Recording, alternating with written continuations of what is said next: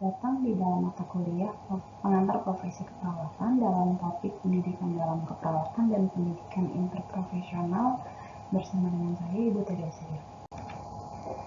Tujuan pembelajaran pada topik kali ini adalah yang pertama, menjelaskan pendidikan dan pembelajaran praktek keperawatan, explaining nursing education and nursing practicum. Yang kedua adalah memahami pendidikan profesional dan konteks pendidikan interprofesional dan kolaborasi, explaining professional education and interprofessional collaborative education. Nah, yang pertama tentang pendidikan keperawatan atau nursing education. Nah, kalau kalian di topik aspek legal keperawatan telah membaca mengenai Undang-Undang Keperawatan Nomor 38 Tahun 2014. Ibu berharap sudah ada yang mulai membaca secara detail pada aspek legal tersebut, karena itu adalah Undang-Undang Keperawatan yang kita baru miliki di tahun 2014. Mungkin kalau ada yang pernah mendengar tentang sejarah keperawatan di Indonesia, bayangkan kita pertama kali memiliki undang-undang yang mengatur profesi kita itu baru di tahun 2014.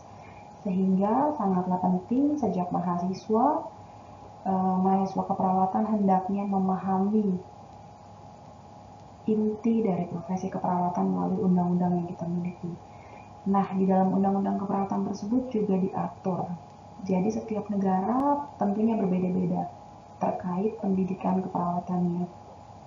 Hal ini karena setiap negara memiliki masing-masing regulasi atau aturan hukum yang mengatur profesi keperawatan. Sebagai contoh, keperawatan di Amerika Serikat atau di US ya. Kalau di Amerika, pendidikan keperawatan terbagi atas ada dua, prelisensi dan juga pasca sarjana ya. Pre-licensure dan graduate education ya. Di level strata atau baccalaureate istilahnya ya, itu programnya 4 tahun dengan gelar sebagai BSN atau Bachelor of Science in Nursing atau Bachelor of Nursing, BSN atau BN.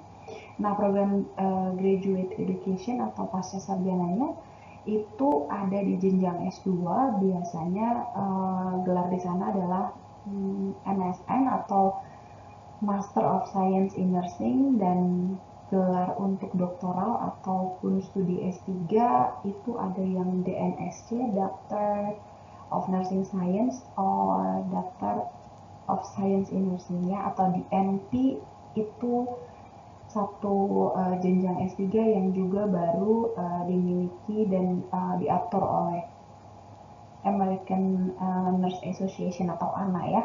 Kalau di Indonesia kita punya organisasi profesi yang harusnya kalian juga sudah tahu ya, PPNI. Nah, di antara itu, jadi pada tahap pre-lisensi artinya itu jenjang pendidikan. Nah, lisensinya itu dinamakan NCLEX RN atau kepanjangannya adalah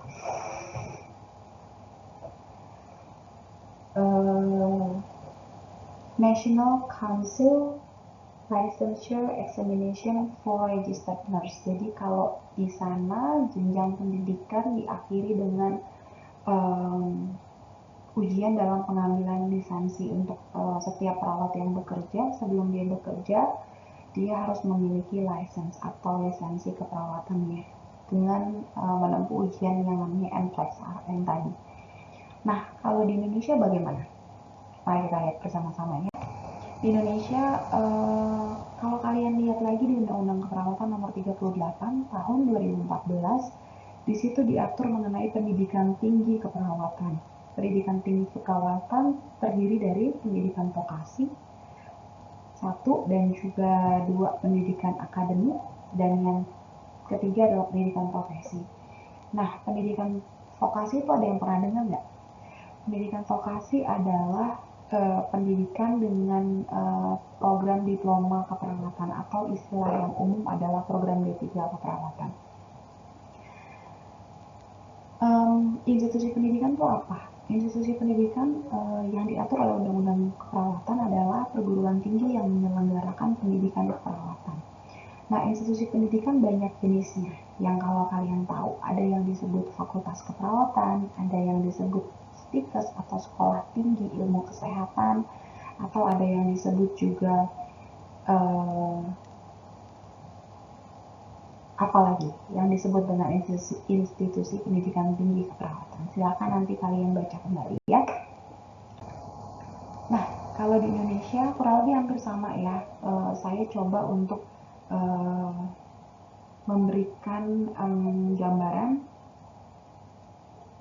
yang sekarang sedang kalian tempuh itu namanya program apa? Ya, program S1 Nurse ya. Artinya program S1 keperawatan. Ada juga program alih jenjang namanya. Alih jenjang itu apa? Program di mana mahasiswa keperawatan yang telah menyelesaikan program diploma lalu ingin melanjutkan ke program S1 disebut alih jenjang. Atau kalau kalian pernah mendengar eh, dalam institusi kita di FON UPH itu disebut conversion class ya.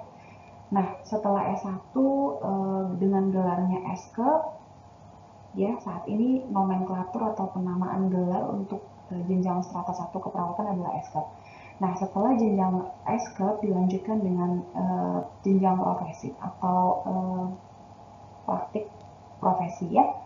Nah, setelah itu selesai, baru nanti di dalam Undang-Undang Keperawatan, silakan dibaca kembali, itu ada yang namanya, kalau di US disebutnya ujian license ya, atau NCLEX RN tadi.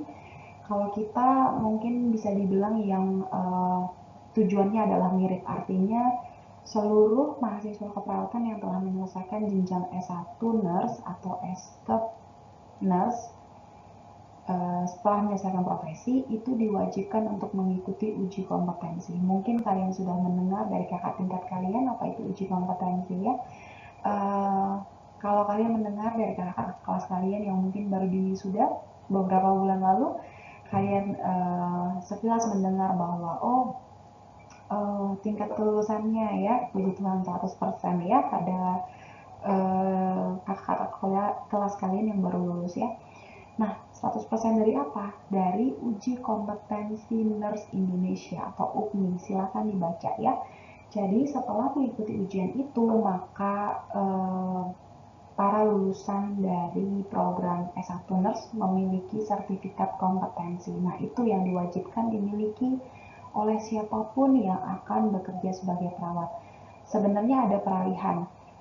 Dulu sebelum adanya uji kompetensi nasional, kalau ibu pribadi dan beberapa angkatan uh, kami waktu lulus S1 dan nurse itu belum ada uji kompetensi. Namun sejak tahun diberlakukannya uji kompetensi, maka seluruh mahasiswa yang telah menyelesaikan S1 nurse wajib mengikuti uji kompetensi. Nah, itu adalah sekilas dari jenjang S1 keperawatan di Indonesia. Nah, jenjangnya ada apa lagi di Indonesia? Di Indonesia sudah juga memiliki S2 dan S3 untuk jenjang pendidikan keperawatannya. S2 itu kalau di tadi ya di luar negeri atau di contohnya yang saya sebutkan sebelumnya adalah di US itu disebutnya master. Kalau di Indonesia itu ada juga yang disebut program spesialis. Apa tuh program spesialis? Program spesialis kalian bisa baca juga di banyak institusi pendidikan tinggi keperawatan juga memiliki program spesialis. Artinya ada peminatan. Kalau kalian tahu peminatannya apa aja, yang kalian tahu ada yang peminatan KMD, ada yang peminatan mental health atau kesehatan atau keperawatan jiwa, maaf, keperawatan jiwa, keperawatan komunitas, keperawatan anak, keperawatan maternitas, dan mungkin akan berkembang ya program spesialis ini. Nah, jenjang spesialis itu adalah seperti jenjang profesi pada S1. Jadi kalau S1 punya jenjang profesi, S2-nya pun punya jenjang profesi, namanya program spesialis ya. Jadi kalau kalian saat ini mungkin sudah mulai punya keinginan untuk menempuh pendidikan tinggi setelah S1, silahkan. Keperawatan memiliki sampai dengan level doktorat atau level S3 ya. Jadi jangan khawatir, profesi ini akan terus berkembang. Dan kalau kalian memiliki impian, silahkan dipersiapkan dari sekarang ya. Nah, yang S3 atau doctorate itu di Indonesia gelarnya adalah doktor ya. Sejauh ini yang saya tahu yang memiliki program S3 keperawatan yang saya cari juga sejauh ini sumbernya baru di Universitas Indonesia. Kita doakan akan semakin banyak universitas di Indonesia selain UI yang juga akan membuka S3 keperawatan ya. Jadi keperawatan kita akan terus berkembang karena pendidikannya pun atau kelengkapan pendidikannya sudah sampai di level S3 ya. Dan di FON UPH juga sudah ada lulusan S3 keperawatan. Kalau kalian tahu, sebutkan siapa aja ya. Sebutkan di kolom di forum diskusi ya. Oke. Nah, bagaimana dengan Ibu ingat ketika kita bertemu pada kelas in person, ada dari kalian yang juga menyelesaikan menyelesaikan pendidikan SMK-nya di SMK Kesehatan. Nah, bagaimana menurut pendapat kalian terkait SMK Kesehatan ataupun juga program vokasi atau program D3? Menurut kalian untuk tren di masa yang akan datang untuk keperawatan Indonesia, bagaimana dengan program ini? Kelanjutannya, apakah diteruskan ataukah akan terus ada dan mungkin disesuaikan dengan kondisi di daerah di mana institusi ini berada?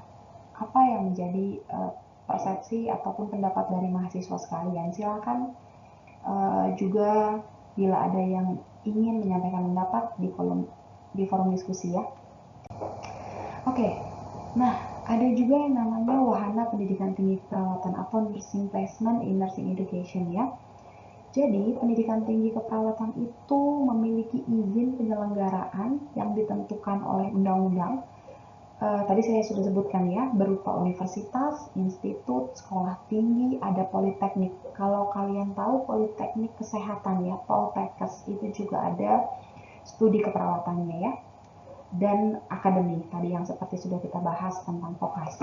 Nah, perguruan tinggi menyelenggarakan harus menyediakan fasilitas pelayanan kesehatan sebagai wahana praktik pendidikan ya. Jadi selama kalian menempuh perkuliahan S1 keperawatan pastinya akan ada yang disebut dengan praktek klinik di dalam konteks akademik ya.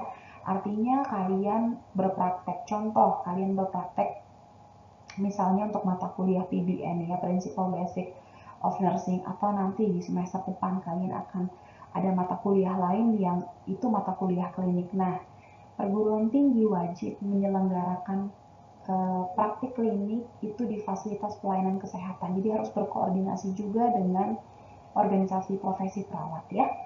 Kurang lebih seperti itu, karena di dalam masa pendidikan S1 nurse itu pasti ada praktek klinik, dan artinya pendidikan tinggi atau institusi pendidikan harus bekerja sama dengan institusi pelayanan, dalam hal ini rumah sakit ya. Oke, tadi sudah saya bahas ya uji kompetensi. Mahasiswa keperawatan pada akhir masa pendidikan vokasi dan profesi harus mengikuti uji kompetensi secara nasional. Jadi kalau kalian nanti lulus, jangan lupa ada ujian lagi ya, uji kompetensi namanya. Lalu nanti akan ada sertifikat kompetensi atau SARCOM ya. Di situ nanti diterbitkan bahwa kalian sudah kompeten menjalankan peran sebagai perawat yang sudah menyelesaikan pendidikan dan juga sudah teruji secara kompetensi ya, secara UKMI ya. Berarti kalau kalian di tahun 2002 ini, kira-kira kalian akan menghadapi ujian kompetensi di tahun berapa? Silakan dijawab ya, dipelajari. Oke? Nah, tadi kita sudah membahas tentang pendidikan tinggi keperawatan. Saat ini saya akan membahas tentang pendidikan interprofesional. Interprofesional, artinya antar profesi ya, atau kolaboratif. Menurut kalian, profesi keperawatan akan berkolaborasi dengan dengan profesi apa lagi atau profesi apa saja di dalam memberikan pelayanan kepada pasien? Oke, silakan di ini ya, pada artikel yang sudah Ibu berikan untuk materi pre-kelas itu sudah dijelaskan, yang satu terkait pendidikan tinggi keperawatan, yang kedua terkait interprofessional learning ya. Jadi mahasiswa keperawatan itu penting untuk berkomunikasi dan berkolaborasi ya. Artinya ketika berhadapan dengan pasien, artinya akan ada profesi lain juga yang akan berhadapan dengan pasien. Nah, latar belakangnya adalah atau backgroundnya kenapa sih ada pendidikan interprofesional? Artinya apa tuh Bu? Artinya sejak di masa perkuliahan atau masa pendidikan, beberapa profesi kesehatan itu memiliki mata kuliah ataupun memiliki pembelajaran bersama-sama dalam satu kelas, terutama pada kebutuhan-kebutuhan seperti terkait komunikasi ya. Karena kenapa? Pada akhirnya interprofesional ataupun kolaboratif itu adalah sangat penting untuk menjamin keselamatan pasien ya, patient safety, dan juga untuk mencapai tujuan keperawatan ataupun tujuan pelayanan kesehatan kepada pasien. Jadi kemampuan untuk bekerja bersama-sama atau berkolaborasi itu sangat penting diketahui sejak masa pendidikan. Jadi alangkah lebih baik ketika misalnya, contohnya saya baca ke yang selanjutnya ya, mahasiswa S1 pada bidang kesehatan ya, contohnya Fakultas Kedokteran, Fakultas Keperawatan, Fakultas Farmasi, Fakultas Kesehatan Masyarakat. Nah, kurang lebih ada 4 bidang ini ya, artinya mahasiswa-mahasiswa dari fakultas ini akan memiliki kesempatan untuk bertemu di dalam satu kelas untuk memperoleh pengalaman pembelajaran terkait berkolaborasi seperti apa, berkomunikasi seperti apa. Nah, itu mulai banyak dilakukan di beberapa universitas di dalam negeri ya, di Indonesia. Kalau di luar negeri memang sudah cukup berkembang pesat ya, sejak beberapa puluh tahun, 10 tahunan yang lalu sudah berkembang. Nah, di Indonesia pun sama, sudah mulai ke arah interprofessional education ya, terutama di bidang kesehatan. Nah, terutama di bidang kesehatan. Contohnya, bagaimana seandainya kalau nanti ada mata kuliah di mana ada topik yang kalian akan berada dalam satu kelas bersama-sama dengan teman-teman dari fakultas kesehatan yang lain, misalnya fakultas kedokteran, fakultas farmasi, fakultas kesehatan. Nah, itu bagaimana? Apa yang menjadi persepsi kamu? Apa yang menurutmu akan menjadi keuntungan dan juga apa tantangannya kalau ada metode pembelajaran interprofessional education yang mungkin akan dilakukan di kelas kalian, misalnya ya. Oke, pertanyaan diskusi yang selanjutnya adalah menurut mahasiswa sekalian, apa yang kalian bayangkan ketika mendengar bahwa keperawatan Indonesia sudah memiliki banyak lulusan dari jenjang doktoral, ya, baik dari luar negeri maupun dalam negeri. Menurut kalian seperti apa? Itu menjadi 2 pertanyaan diskusi kita. Silahkan didiskusikan, dan kalaupun ada yang ingin menyampaikan pendapat, forum diskusi akan Ibu buka ya sampai dengan akhir minggu ini. Oke, di akhir ada kutipan dari Florence Nightingale yang saya ketika mempersiapkan ini juga cukup penting ya, pendidikan dalam keperawatan. Florence pernah menyampaikan kutipan sebagai berikut, "Let us never consider ourselves finished nurses. We must be learning all of our lives." Jadi memang menjadi perawat itu kita harus belajar seumur hidup ya, long life learning. Nah, ketika Florence Nightingale di eranya, di zaman dia berkarya ketika perang ya, mungkin kalian masih ingat ya sejarah keperawatan ya, dia sudah memiliki visi ataupun sudah memiliki kesadaran penuh bahwa para perawat janganlah pernah berhenti kita untuk belajar ya. baik pendidikan formal maupun tadi yang sudah saya sampaikan adalah pendidikan dari sisi formal ya. Tapi dari sisi kemauan untuk terus belajar sebaiknya itu kita miliki. Ya, sekian dari topik pendidikan tinggi keperawatan dan juga pendidikan interprofesional. Bila ada yang ditanyakan ataupun juga yang ingin disampaikan, silahkan melalui forum diskusi, nanti akan kita berdiskusi bersama-sama di web ya. Sampai jumpa di dalam topik berikutnya. Tuhan berkati.